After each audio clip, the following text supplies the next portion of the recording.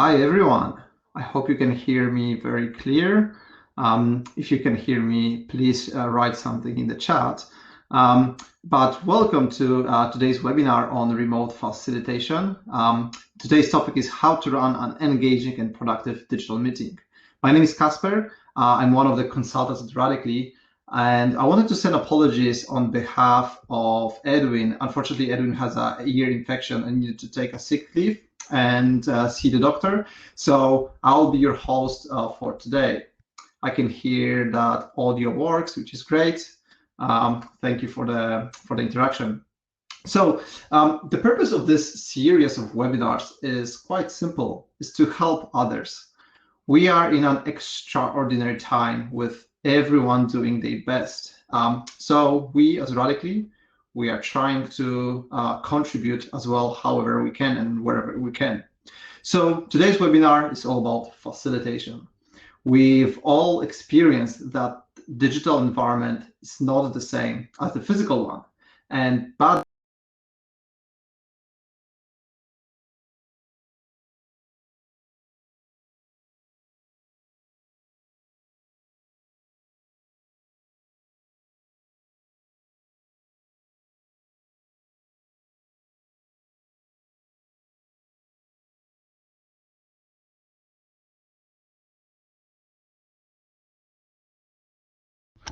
Oh, got you. I'm on mute. Hey guys, so I'm going to take over from Casper because I think he's just frozen. So what Casper was just going to say is today's webinar is all about facilitation, and it's we've got myself, who is Dan, and we're also joined by a couple of guest speakers as well. So we actually very lucky to have a couple of colleagues from Becker join us on the call today. So we got Greg, Joanne, and Matthew, who's been doing a project with Becker as well. And actually what we found is as we started to see the attendees join over the course of the last week, we started to see a mix of people, a group of people that were practitioners that really wanted and to hear about facilitation,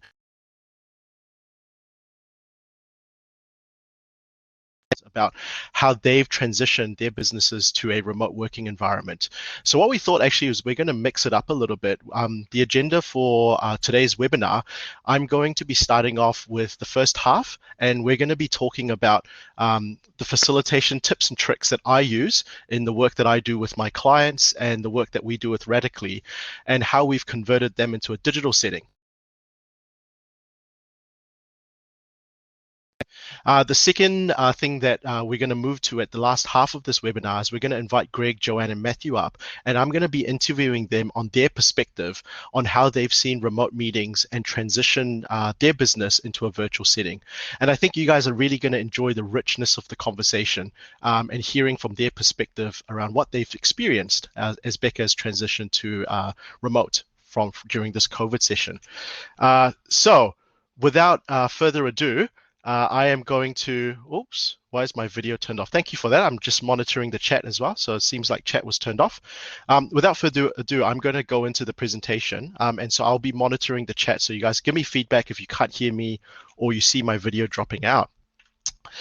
In terms of facilitation, one of the things that I see really, really commonly with organizations and a lot of people that do meetings is that they go to a meeting and they just turn up. And a lot of times you see that in the physical setting where someone comes to a meeting and the meeting just starts.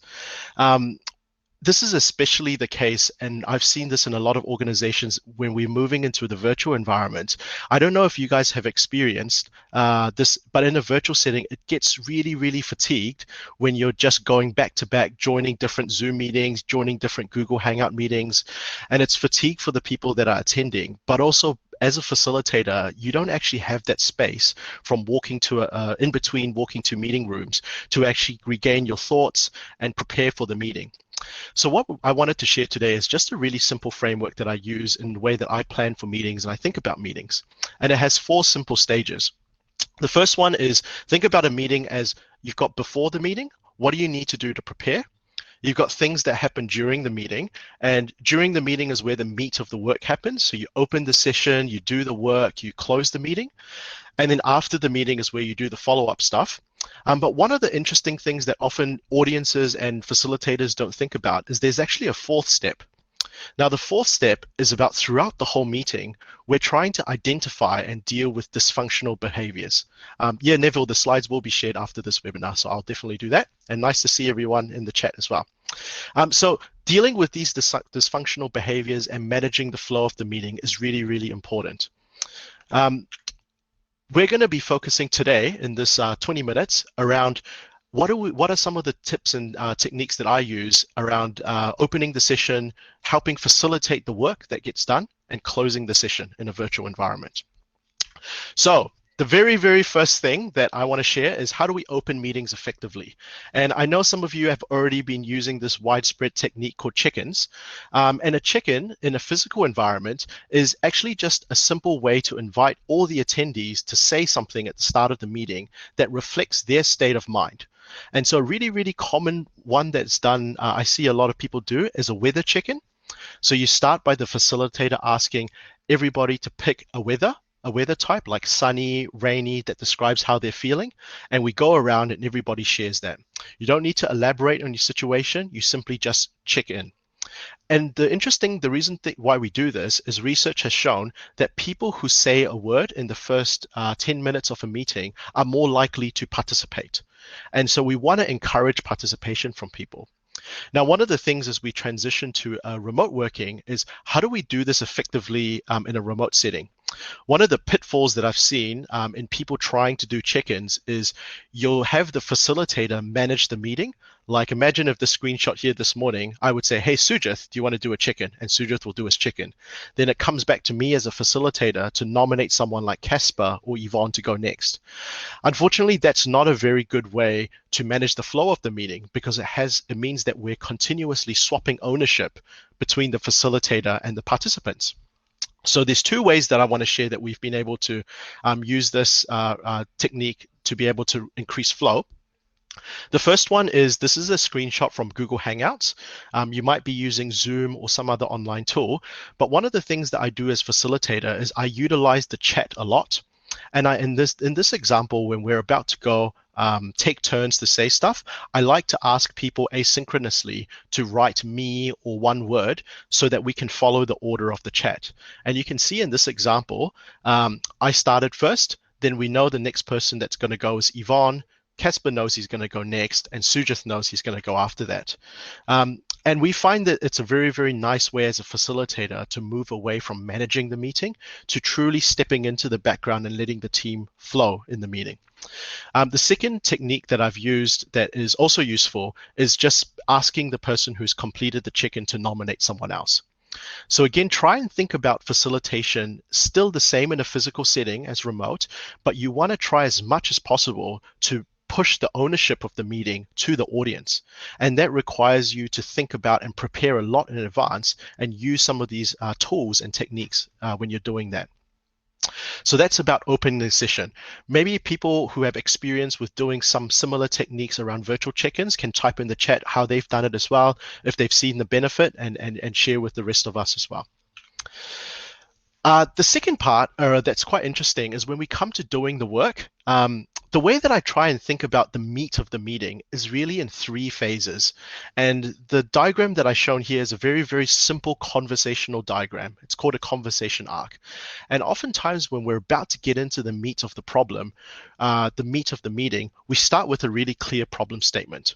And again, you can see that by having this sort of framework around the different parts of the meeting, the whole meeting, the attendees and the facilitator can transition formally through these stages. So it's kind of like, hey guys, we're going to open the meeting. Now we finish opening the meeting and we're now completed our check-in. We're getting ready to do the work. And oftentimes when we're doing the work, we start off with this problem statement. We want to encourage people to have conversation to create choices. And this is what I call divergent conversations. As we go through the divergence and have more conversations like this, we then end up at a point where we need to break out, analyze those options, and then move into converging in order to make choices. And hopefully, if the meeting has gone well, you'll end up with some choices and a solution at the end and possibly some next steps. So what I want to share today with you is just three simple techniques that can be done virtually to help you manage the conversation arc of a meeting. The first worked example that I'm going to take you through is rotating flip charts and how I've used that to run our Radically strategy session. The second one is to utilize breakout rooms virtually, just like you would simulate that in a physical setting where people go off into corners of the room to have conversations. And then the last one is how we've been able to narrow down our choices to converge on a solution using dot voting. So I'm going to go through these one by one. I'm just going to pause and see if they've got. Cool, awesome. Seems like people are joining. Good. So rotating flip charts. So this is a session that I ran about a week and a half ago, and it's actually quite daunting for me because I am not. A lot of our team, a lot of the radicals that are working in Radically, they have a lot more experience than me in running remote and virtual setting. So this was the first internal meeting that I ran for our team around rethinking our strategy as part of COVID. And I really sat down and I thought about, hey, what's a really good way for me to run an engaging meeting, but do it in a virtual setting, but get the right outcomes. And I think a lot of us who are in companies today trying to figure out how we work probably encounter the same problem as I am, and I had in this stage. So what I wanted to do is take you through my thinking about how I designed this workshop and the activity that I used. So the context of this was as the very, very start of our strategy workshop, we wanted to do something around what we call understanding the macro environment. So we used PESTLE for this. So for those who are not familiar, PESTLE stands for political, economical, social, and I think there's a few other ones, technological. And what we try to do is we understand and brainstorm how the world might look like post-COVID on each of these different acronyms. So I came up with this. The technique that came to my mind was rotating flip charts. And for those who haven't done rotating flip charts in a physical environment, it's very simple.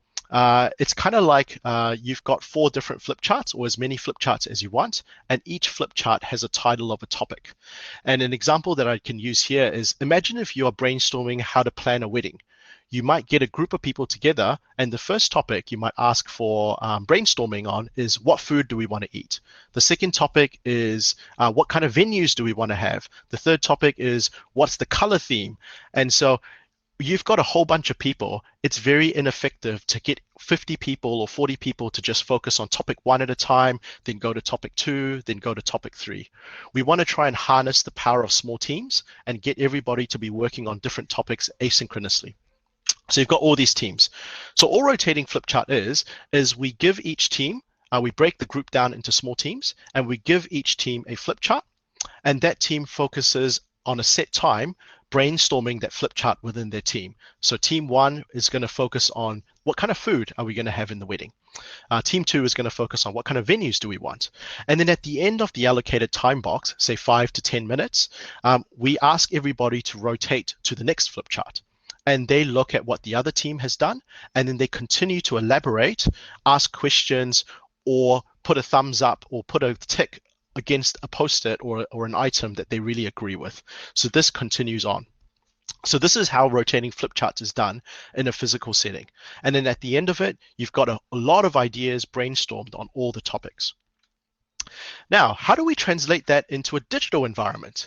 So I've used here Google Jamboards. Some of you might be familiar with Google Jamboards. Some of you might have used another tool called Miro.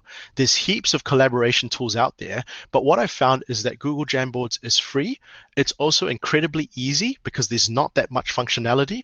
And I found that for the audience who doesn't have much experience around collaboration tools, this is a really, really good, simple tool to get started with. So you can see here, Google Jamboards this is a snapshot of my browser. And on the top here, I've got 9 Jamboards that I've created. So you can think of them as 9 flip charts.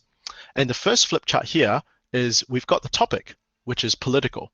Then the second one is I've got the team names as well as the people that are in the team. So you can see this team, Edwin and Nico, are going to work on it. And the definition of political is this. So what we do is everybody has broken out into their Jamboard. And in the first 5 minutes, Nico and Edwin has brainstormed collaboratively their ideas on this Jamboard. And like I mentioned before, we're doing it in a virtual environment. So I've asked the teams now, hey, your 5-minute time box is up, move on to the next Jamboard. And the next team will come onto this Jamboard, and then they will add their information onto it. So this is the green team. and they've come onto it, they've read their notes, they've added to it, and now they've also added a +1 because they really agree with this, that New Zealand will be a domestic economy only. And we repeat this process for the number of teams. And what you can see here is a few things have happened. Teams that really like an idea +1 it. We found that this is a really, really important part that people wanted to highlight. You can also see the different colors. So as a facilitator, when we finish this meeting and we're ready to move on to the next stage of our meeting, I can actually ask questions like, hey, yellow team, you wrote this post-it note here. What do you think about? Can you explain this to people? We see that people have logically grouped stuff. And you can see that as a facilitator, a lot of my work was preparing these Jamboards and preparing the instruction. And when the work time was done to do the work, I actually was just sitting in the background, observing and seeing if anybody needed help. So that's the first thing about rotating flip charts and how you do that digitally. Now, you might be asking and thinking, okay, that's really cool. We've got these boards, but how did they actually collaborate on one big Zoom meeting or one big Hangouts meeting? Well, the answer to that is simulating it using breakout rooms. And what I had done before the meeting is I actually had created all the teams beforehand, and I'd put people into colored teams, and I actually created a Google Hangouts room or a Zoom meeting room, depending on what tool you're using, for each team. So everybody started off in the main meeting room, where I, as a facilitator, welcome everybody, did my check-in, and I gave everybody instructions. When it came to running the exercise, I asked everybody to put their camera and their microphone on mute, and they stay in the main meeting room. That way I could still communicate to them as a facilitator via the main meeting room. But then they would jump into their individual team meeting rooms and have a private conversation with their team on the topic. And then when it came to switch to the next board, they simply click next, and then they would move to the next board. So this is a very, very simple way that you can simulate a physical environment and the similar feel about running meetings, splitting it out asynchronously, so you don't all have to be in the same meeting room at the same time. Now that we've got to the part where we're ready to converge our ideas, we used a very, very simple technique called dot voting. And so dot voting in a physical environment works like everybody getting a certain number of dots, and everybody has those dots to allocate to a theme or a post-it that they want to vote for. And so this was the second part of our strategy session, which was a SWOT analysis. And in the SWOT analysis, we all did the threats together. And you can see here, I gave everybody some time. We grouped up the post-its and we dot voted which were the highest threats that we wanted to bring in for us to action and do. So you can see here that a lot of the physical techniques, as a facilitator, you can actually replicate this digitally rather than having to sit in one big meeting and just talking. I find that a lot of meetings and workshops that I see a lot of our clients and different people do is still very synchronous. So you've got one person talking at a time, as opposed to harnessing the power of the entire group. I'm just going to switch back to the questions and see what kind of questions people get. Cool. The team that I saw one question, how would this work in a small team? Actually, our team that did it was a team of 10.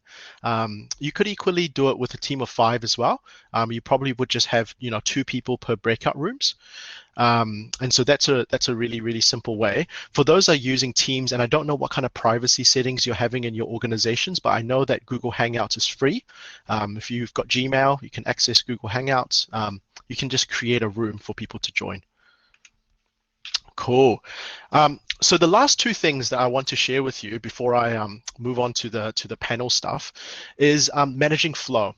Now, I came across this idea from someone in our team, and it was actually a problem that I encountered when we first moved to a virtual meeting style, is that when people join, you'd often try and start the meeting as a facilitator, and someone would crackle, someone would lag, someone would freeze, and then someone else would put themselves on unmute, go, oh, Casper's frozen, oh, we can't hear you, and actually it was really, really hard to get the meeting into good flow. What some of our team introduced us to was this idea of virtual cards. And a virtual card is really just a hand-drawn symbol that someone can show up and display on their screen. And so, for example, if you can't hear someone, you could pick that microphone and put it up towards the screen, and people could see that you could communicate without having to interrupt the facilitator. If you need to go to a toilet break or you need to grab a coffee or something, rather than just getting up and going, you can put the coffee symbol or break symbol up on your camera and then just head off so you don't have to interrupt the group. If you really like an idea, you put a thumbs up, or you can put the +100 symbol. If someone said something that's generated an insight for you, you can put the light bulb moment on. And as a facilitator, that's really cool because one of the things that I found that's been really difficult facilitating meetings is you really don't get that reciprocation in a digital environment. You're often just looking at a screen of 50 faces, and it's really hard unless someone smiles or responds that you really know if what you're saying is resonating or not. So this is a really, really important part to knowing how to manage the flow of a meeting as well. So I really do encourage you guys. We'll be sending out some links to some examples of these cards after this webinar, so you can look at downloading these cards and creating your own as well. The last thing that I wanted to talk about is preparing. So preparing is incredibly important, not only just in a physical environment, but also in a digital environment as well. And even more so, I found myself messing up a few times with our internal meetings where I haven't done enough prep. And normally in a physical environment, I can sort of just buy some time as a facilitator and throw it back out to the class and ask them, hey, what do you guys think about this? Or what do you think about that? And actually then when people are talking, I can think about what next steps to do.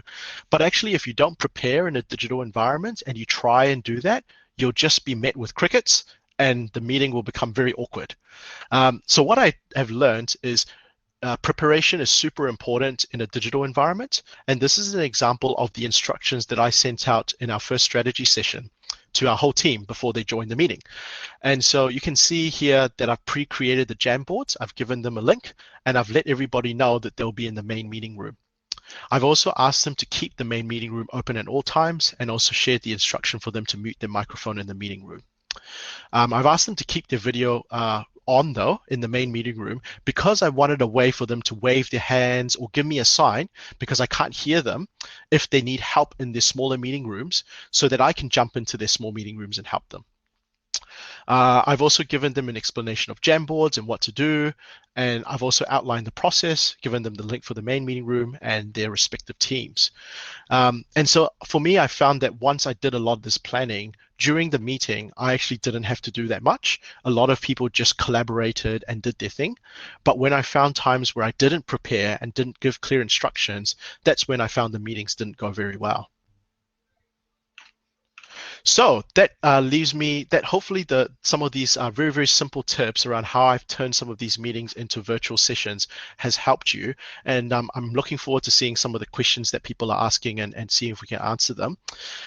One of the things that I know that Casper and the team are going to do at the next webinar, which is next Friday, is he is going to also be doing a deep dive and a real life facilitator session using some of the techniques that I've shared today. So you can see how we do some of this in practice. So if you're interested, I think that there's going to be a link sent out at the end of this webinar for you to join the next one. So I want to move on to the next section of our webinar, and I'm incredibly excited today to actually have Greg and Joanne and Matt join us from Becker to talk a little bit about their experience. And so for those of you who don't know Becker, Becker is one of Asia Pacific's largest independent advisory, design, and engineering consultancies. And very, very excitedly, in 2020, Becker is celebrating their centenary, which is 100 years of being in business. Becker has more than 3,300 employees in 21 offices around the world, and Becker's delivered projects in more than 70 countries. So this is a really great opportunity for all of us to understand from their perspective how they've seen COVID impact the way they work, but also some of the benefits they've seen from moving into a remote setting. So I want to invite Greg and Joanne and Matt to join. Greg is the Group Delivery Manager of Technology and Transformation at Becker, and Greg leads transformation at Becker. Joanne Wright is the Group Tax and International Manager and is responsible for managing group-wide tax obligations, providing commercial leadership across Asia Pacific as well as 40 different countries at a time. And she's also a director of a number of Becker's international companies. And Matt Lang is a colleague of mine, and he's a principal consultant here at Radically, and he's been working with Becker on one of their most recent projects. So you should be able to see their screen, and then welcome, guys. Hi, Dan. Hi. Awesome. Joanne, you're on mute. I'm going to unmute you and I'm going to unshare my screen so that you can see me. Cool. Hey guys. Hey, so we're just going to keep it a little bit more casual this time. Welcome. And Matt, you've been working with Becca, Greg, and Joanne for the last little while. Do you want to give some context around this project that you've been working with them before I start diving into questions? Yeah, sure. So I've been working with Greg specifically as part of the business transformation office at Becca. We're looking to, I guess, essentially build an agile center of excellence as part of the BTO. And we're looking to pilot a project working in agile ways of working. So we started off working on the R&D tax project. So it's quite an unusual project to be working in an agile way. But yeah, we started, I think we pivoted towards that project on a Friday, and next thing you know, we're kicking off a team working in the Monday.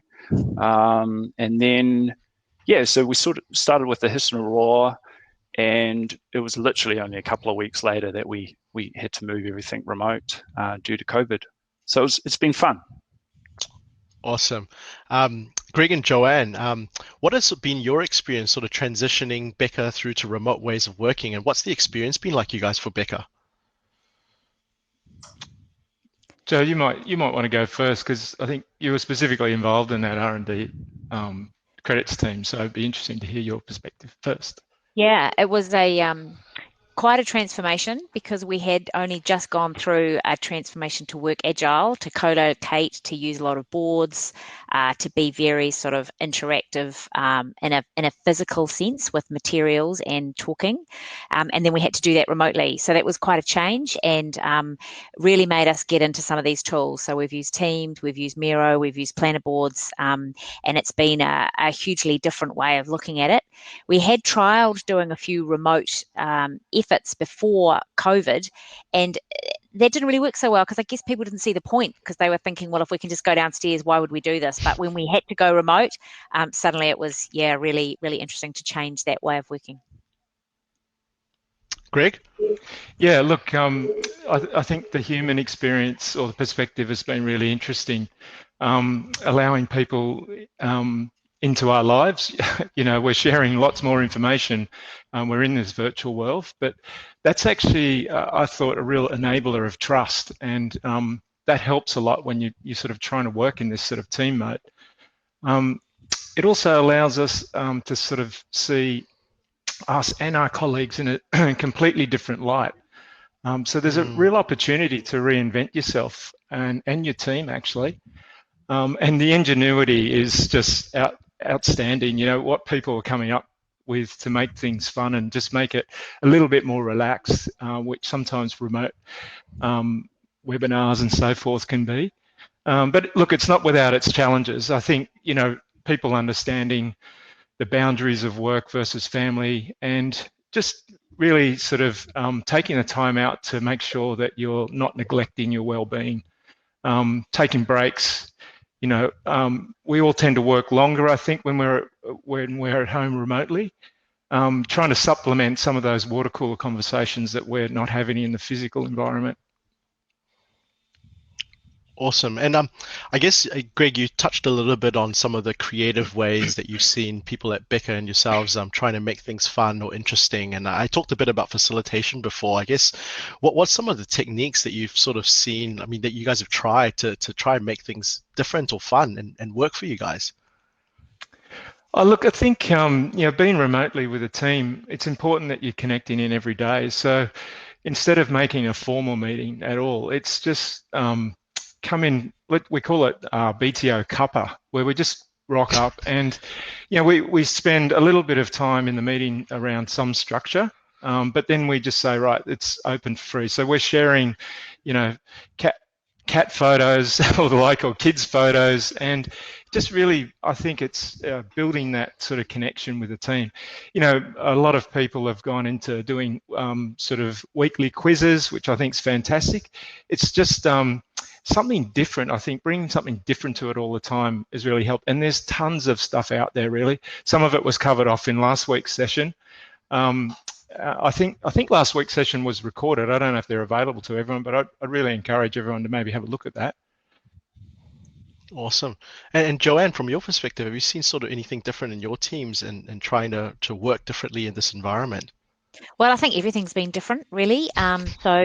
So we've had I guess at Becca, most of our employees are in New Zealand, and we do have significant numbers of people in Singapore, Australia, different offices. But quite often we'll have people dialing in where we've got a minority dialing in and a majority in a room. So it's been really leveling to actually have everyone on the same platform and everyone remotely in the same space, and that's made quite a difference, actually, I think. And just getting everyone used to, I think, more regular check-ins, leaders being a little bit more in touch actually with what people are actually working on, because they have to talk about it rather than just sort of walking past them assuming they're busying themselves. So I think it's been crisper and more focused and more agile.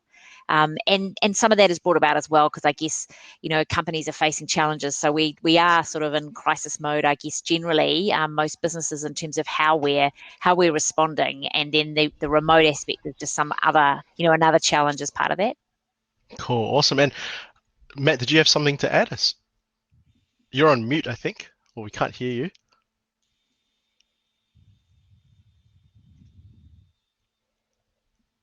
Matt, I got to unmute you. I'm going to unmute you. I can't seem to unmute you. Sorry. Well, Actually, I can just make it. He's coming. Okay, you might need to learn how to unmute yourself. Cool. Hey, Joanne, as you were talking, I was sort of thinking, like working in an agile way for Becca is you guys have been doing in pockets, and this is sort of a new thing for your area in tax and R&D credits. And sort of one of the things that I do wonder is, for organizations that are working in a more traditional project-based or I guess not working in these small iterations, you've probably seen lots of different projects run in different ways. I mean, in a virtual setting, have you seen, what have you seen, like the different ways of working help or not help in terms of trust and transparency as a leader? I think the Agile project, both physically and remotely, so it just continued, has been I just think it's really sensible, common sense leadership and common sense working and really good focus. But some of the features that you talked about, the check-ins at the meetings, the dot voting, has really enabled some members of the team perhaps to feel like they're contributing more. People who may have felt silenced in a traditional hierarchical method of working as a team have been able to contribute and at least feel they can dot vote, or but while the project has still been quite tightly managed, because obviously if there's not enough dot votes, we move on to something else. So it's been a really interesting balance to see people with that opportunity to feel included, but not a kind of a wayward, out of control process. So yeah, it's been excellent. Quite different from assigning tasks. Another method might be we assign someone a task to work on for a week on their own. So this has been far more flexible and real time. Cool. The other interesting aspect of this is that we started this Agile project when we were all physically located, and when COVID came along, it was a matter of let's do this hybrid situation. It was bang, we're all into this remotely, and I think in the early stages, so we were sort of forced to do that change, and it was really interesting observation of people just. There is no choice here. You've actually got to be in this, or you're out, so to speak. But the interest has built up right across the business of how we could apply this elsewhere in what we do in this traditional project management space as well. And there is definitely space for it. Some of the things that you mentioned before, Dan, just the basic things like the simple check-in, they just add another element of care to the people on our team. And I think people have really appreciated those sort of little tips and tricks that make them feel engaged and be part of it. And that is Agile, it's all about the team. And the tools, I think, there are fantastic enablers for just doing this structure. Joe talks about the dot voting. Having that in an environment and having the tools that allow you to do that is fantastic. And we didn't really, I'd say, sputter or anything. We just sort of really got into it. Yeah. Awesome. One example is the checkout. Such a simple thing to do, but we've been working with a new group, sort of corporate advisory group, And so we every meeting we have a quick checkout, and it's an opportunity for people to essentially say what they would do differently next time. That right there is almost a mini retro at the end of every meeting, and every time we've iteratively improved. And so as a group, we've sort of seen more and more value delivered out of this session. That's awesome, and really, really good sharing. I mean, I guess the really interesting thing is that I saw an article the other day saying COVID has actually forced the digital transformation to be a lot more faster, and not only from a technology aspect, but from a human side as well. Because a lot of the things that I've seen, a lot of you talk about is it wouldn't have been normal for us to work in this way if this disaster didn't happen to the world. And I guess one of the topics while I've got you guys on this call is what I really want to explore is I've heard a lot of people say that this work from home and COVID setting has made people a lot more human.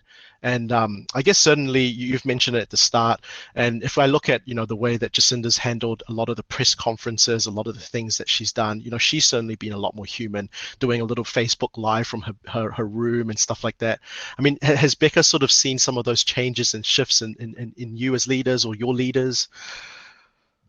Yeah, absolutely. I mean, I think, in some ways our leaders have been stripped of their trappings. They don't have a glass office. They don't have a podium to stand on.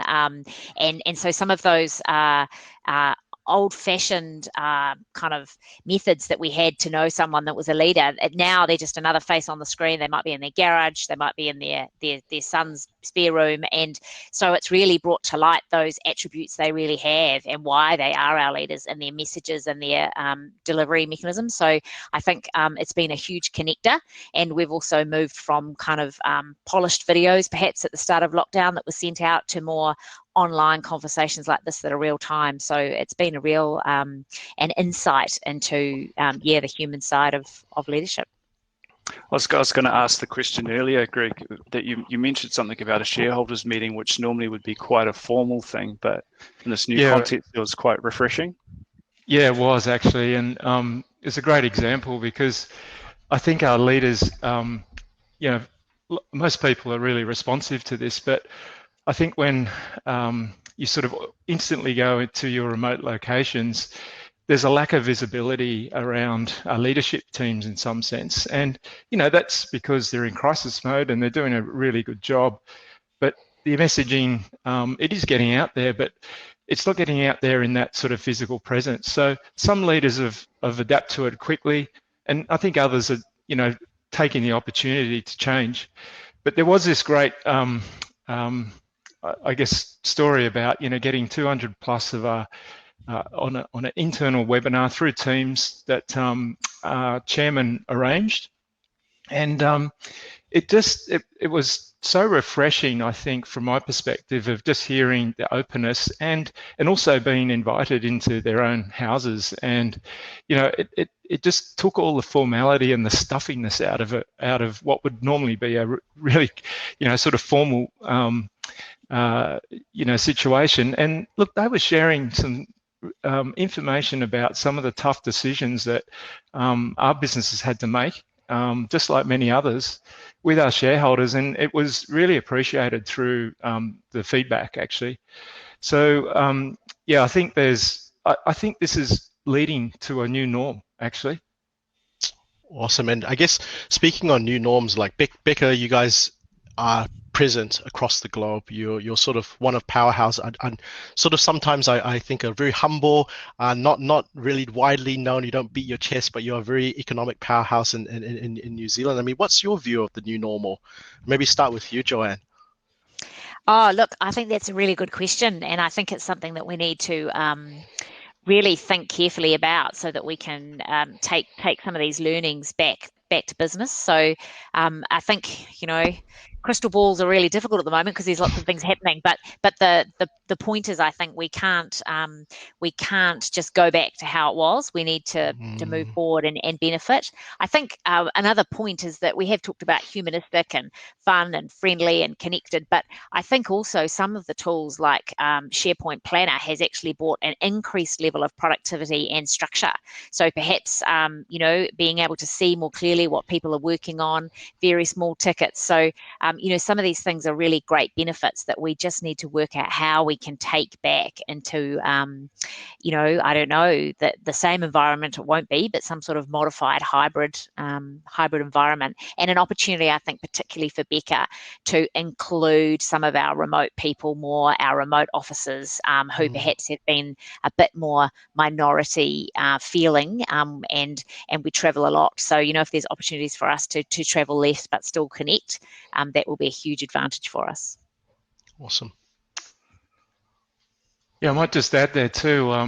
Over the next 6 months, actually, if you look at some of the reporting coming through from Deloitte's on access economics, it actually is looking at three scenarios: best case, mid case, and worst case. In each of those scenarios, which the mid case is actually being used, it's actually pointing towards this might be a longer road out, and somewhere between sort of July this year and July 21. So that's a long time. So I actually think we need to rise to that challenge. I think one of the challenge will be is when we're sort of in this hybrid mode of working. But the good thing is that I think people having all experience being working remote will have that appreciation when we're getting into that sort of hybrid way of working, hybrid meaning on-site or remote. So yeah, I actually think there's still really good opportunity ahead. That's where our focus is on our clients at the moment, and making sure that they're served well. Awesome. And I'll just ask one last sneaky question, and then we'll go and answer the questions of what I see everyone's posted quite a number of interesting questions, which is good. I know from being on the last webinar, and also for people that are on this webinar, people who are in organizations who their leaders might not have gone through that epiphany of going, actually, remote working is not the same. I remember very early on in the COVID shutdown, I saw an email someone sent me from the Washington Post from one of their managers, and it said to all staff, tomorrow when we go into lockdown, if you need to go to the toilet, please send me a message. If you need to take a break, please make sure that you've taken your phone with you. This is not a time to muck around. We need to do business as usual. And I guess what I'm hearing from you both is a very, very different mindset as leaders. And I mean, almost if you talk to people a year ago, people would be like, oh, I'm so busy, I don't have time to talk to people face to face, jump on these online meetings. I mean, what would you say to team members and leaders who are on this webinar who maybe are trying to figure out for themselves? Well, it has to be a digital future, in my opinion, and we're in the midst of already transferring to that. But there's an interesting cartoon going around as who initiated your digital strategy. Was it your CEO, your CDO, or COVID-19? And I think that's a really interesting retro in terms of where we are. So it's definitely digital. It's here to stay, and I think we just need to harness the best out of it, but don't forget the people. The people are so important in this equation, and it's making sure and taking care of people that is paramount from my perspective. Yeah, awesome. And I think the other thing it's really done is that, perhaps there were different reasons why people may have worked remotely before COVID. Perhaps it was a physical thing that they lived far away and they needed to work remotely, but also sometimes there was a remote concept that the person was working on something they couldn't be interrupted, or you couldn't get hold of them, or you shouldn't get hold of them, and there was almost an exclusion, whether it was mistaken or there were things that would happen on the shop floor that those people wouldn't be part of. I think this has really pushed us to say it doesn't matter where you are, we need to have everyone in, and if you are working on something that you can't be disturbed, it doesn't matter whether you're in the office or where you are, it's a level playing field. So that's, I think, fundamentally changed our ideas of remote working, and people are more accessible. You just get them on the phone now. Awesome. Yeah, I'll probably just add as well, like if we look at the R&D tax credit pilot as an example, we're really focused on what are the outcomes that the team are delivering, like what are the goals that they're looking to achieve. And so it's shifted. I know, talking with different stakeholders, there's a real trust that the team were just smashing those outcomes. So imagine in the hybrid way of working, we're probably shifting from this real sort of task focused, like have you done this, this and this, way of managing and leading, to being really focused on the outcomes and understanding how people are empowered to achieve those things. I think that's critical to get the productivity, because you don't have time to see whether people are doing 20 tasks or 25 or how they're spending their hours. All you can be doing is making sure you understand their purpose, they understand their objectives, and like you say, Matt, that we're coming together to sort of show how we've all jointly sort of come together in terms of what the outcomes. So it's quite powerful in terms of that focus. Yeah. Awesome, cool. Well, wanted to see there's a whole bunch of questions that people have posted, and also based on what we've talked about on the panel, if you have any questions for either Greg, Joanne, or Matt, feel free to put them in, and we'll try and answer them.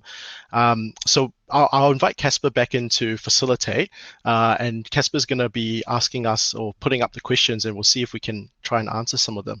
I might have to defer to you, Matt, but I'll try my best. Sure. Hello, everyone. I hope you can hear me. Just give me a thumbs up if you can. Perfect. Hey, thank you. Hey, thank you. It was really, really great discussion, team. Into our questions sections. The first question that we have the most votes is from Sarah Richards. And the question is, how would you encourage quieter team members to contribute more to an online team meeting? So I can jump in there. So that was how to encourage quieter team members to participate. Is that right? Yes, in an online team meeting. So I'm finding, so to Dan's point, the check-in is really valuable. Casper, do you mind just going on mute? I can hear myself.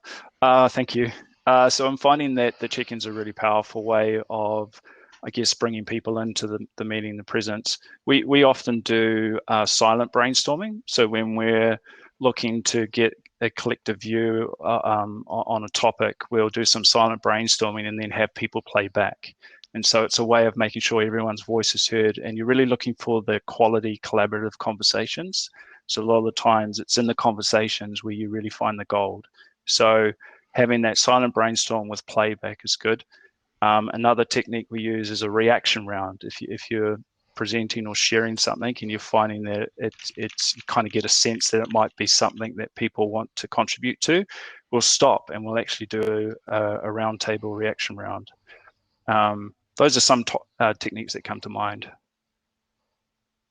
I also just add to Matt's point, like reaction round is really good. So actually it's a holacracy tool, and what you do is you just after you say something, like imagine if I did the presentation first 20 minutes and I was presented to 20 people, I could just say, hey, we're going to do a reaction round, and we just invite people to give like a 5-second reaction of what they've just felt. And so that's a really nice way to get feedback. Cool. Casper. Hey, thank you very, very much. I feel that the answer was were given. So I'll jump to the next question from Irina. Can you tell us more about identifying and dealing with dysfunctional behaviors in remote meetings? Cool. So jump on that one. You start, and then maybe we see if anybody else has any other. Yep. So we find that, well, actually, we haven't really had this sort of behavior in our remote meetings at Becca, that's for sure. But techniques that we'll use, of course, there's the classic parking lot. What I find actually psychologically, if you're finding that people are disrupting, it's actually a sign that their voice hasn't been heard. Like one thing I'll say to teams is if you're finding you're talking over one another, it's because we haven't created space. So often it's a sign that as a facilitator, you need to slow down and create space so that people feel heard. If people continue to be disruptive, of course, you then need to start to manage that by probably being more directive around the dynamic that, hey, listen, let's take this offline, or can you come and approach me later? We can deep dive onto that specific topic. The other tool that I use a lot is being really clear right up front. And this goes back to Dan's point about preparation. What is the purpose of this session, and what is the outcome we're looking to achieve? The clearer you are upfront on the outcome you're looking to achieve, then you can constantly point the team back to that outcome. So if someone's starting to go down a trail which is off topic or is not delivering to that outcome, you can return the team back to the outcome, remind them of this is the outcome we're looking to achieve. And it really helps when you're sort of needing to redirect the team. Yeah, I might just add to that, Matt. I think it's really important to gauge the energy of a team before you embark on something. So even as part of the check-in, if you as the facilitator feel that, hey, we're not going to get to where we need to go because, someone's had a bad experience, or, they've had bad news, or, you can gauge it, you can feel it, you can understand it. Ask the team to see whether it's worth us just rescheduling it to another time when everyone's in a better space.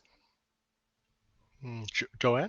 I think, Matt, you spent some time talking with us about radical candor, which is, speaking directly but with care. And I think certainly in our R&D tech space, we moved to actually perhaps speaking more directly than we had before. So we may have, and we didn't have a lot of experience of dysfunctional, but we may have had certain team members thinking that there was some dysfunctional behaviour, whereas previously we wouldn't mention that, we wouldn't talk about it. But in this radical candor, particularly in our retros at the end of each week, we were encouraged to kind of raise things. And that was really interesting, actually, because it just puts some of that stuff on the table and highlights really quickly something that might be dysfunctional. That's good. I'll just add my part to it as well. I think one of the first steps, I would really support what Matt said around dysfunction is a sign of an unmet need.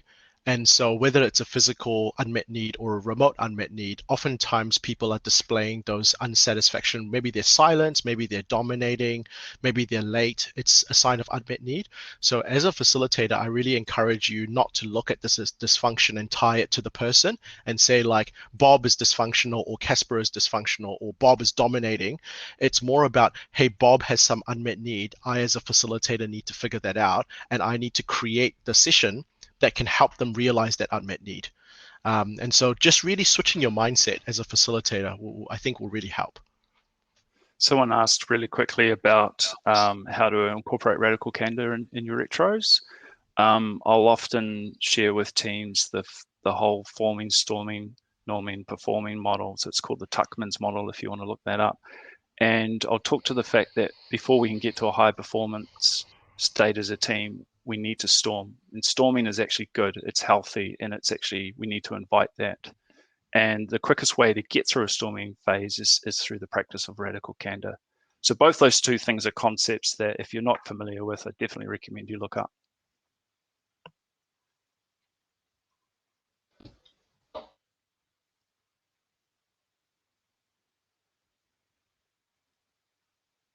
Dan, you're trying to unmute me in the same time that I was doing that. I see you laughing. It's all good.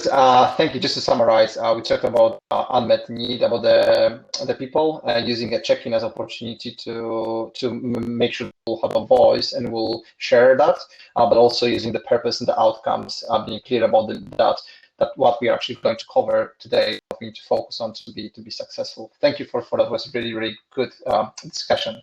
So let's move to the next question, which is from Hazel. It's quite technical question. I love the idea of using the chats. What I have to realize is that currently I'm trying to read the chat because everyone is adding very interesting and useful content. At the same time, I'm trying to listen to you. How and I'm missing some of what you said. How do you juggle it, having the chat as well as the live conversation? I can maybe jump in there. I think that it's really important that you, in this part of this preparation that Dan was talking about, is to really identify some people that can help. Now, you might think that, just even a 5-person meeting, and if you're going to rely on chat, might be easy, but it is hard. I know it's hard as well. So I think it's important to have people there, and you can see, just in this setup here, Ed's in the background, and there's a few people in Radically that are helping. So I think rely on your support. I think that's a really, really good response. I think there's another related question as well, and I think it would be actually good to get Joanne and Greg, your perspective is, how do you balance with balancing all this stuff, like whether it's chat or all the different mediums? There's also a lot of meetings that happens in an online setting. How do you are all of a sudden more accessible? And I think I saw another comment in the chat, people feeling that working from home, they feel they work all day, every hour of the day. As leaders, how do you balance it? I have struggled with the fact that everything is coming through the computer or the phone. So whereas before we would have the the water cooler, we would have the meetings, there would be lots of ways to interact with people walking around. Now it's in one place, and in the beginning it was a nightmare because you've got the Teams, you've got the Skypes, you've got the IMs, you've got the WhatsApp groups, and it's frantic. But I think.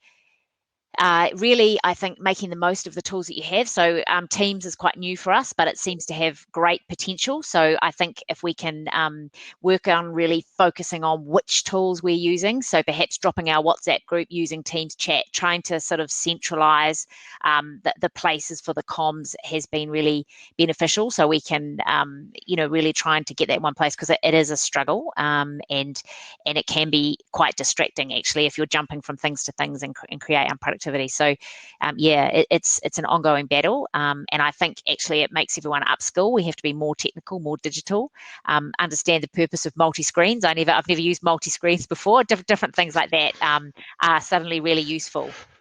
Yeah, I would say, just as a leader, eat your own dog food, right? So don't send people emails outside of hours. Don't expect the answer, or put something in there in the email that says, hey, look, you can answer this at any time. It's not do it when it's not urgent. Give some sort of prioritization to it. But personally, in terms of just managing your diary, I think set yourself boundaries. Put blockouts in there that you can give yourself your time. You need time to think about doing things and actioning things, or it might be just simply think times.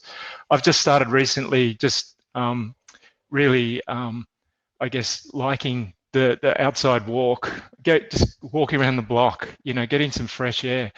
Now I sort of did a little bit of that at work, but I've got access to it now, and it's just even easier. So it should be easier. So make it easier. Yeah, I would just add, I think the walking is great, and if you can schedule walking meetings, for the first time I've ever used headphones on my phone, walk around the block. If it's a meeting that particularly if it's something you're just listening to, I don't know, a broadcast or something, it's good to do walking.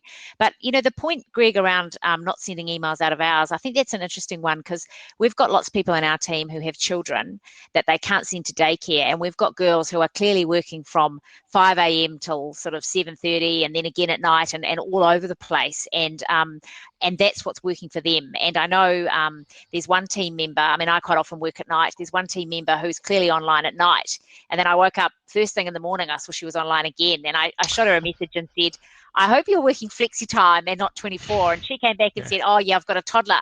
It works for me to work in the evening and the morning. So I think, some ways it's you can say don't contact people out of hours, but I think everyone just needs to manage their own diary and think if it's out of their hours, block themselves out, and people will respect that.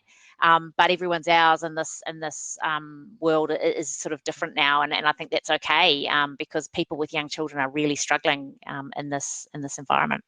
Yeah, you're right, Joe. It is a balance, and of course, people we need to respect, I guess, how people want to work in this remote situation that we're in. Also, I know Casper wants to wrap up. I just want to add one more last thing. Is one of the things that I think I guess personally, from Radically as a leader's perspective, one of the things I found I had to do was really role model and say it's okay to be less productive in this period. And I think I really want to send that message to people and leaders out there as well, is don't expect your people to be the same or more productive in this period. Give them the space to grieve and accept that this is going to be a tough time for them personally. And, people need to go for walks and take, it's better to focus on mental well-being now and physical health and get back to a place where we can go hard. But I think last few weeks weren't the right time, and that's kind of absolutely the only thing I'd say. All right, Casper, over to you. Thank you, Dan. Thanks, John, Greg, Matthew, and Dan. It was a great session, insights. For everyone who have a lot of questions about the transcript and the recording, we are going to share both the transcript and the recording, as well as we are trying to answer the unanswered questions and send them in the follow-up email. Webinars and the future webinars are going to be stored on the Radically website, so you can always have access to those and share with others. Next week, we are going to have at the same time a webinar that is going to be maybe not a webinar, actually a workshop, when we're going to practice remote facilitation experience or a remote meeting using different tools and techniques. You can register now. We'll also send you the invitation to register. And thank you again for today, and have a great afternoon, and have a great long weekend. Thank you, everyone. Thanks, everyone. Bye. Bye. Happy Anzac Day tomorrow.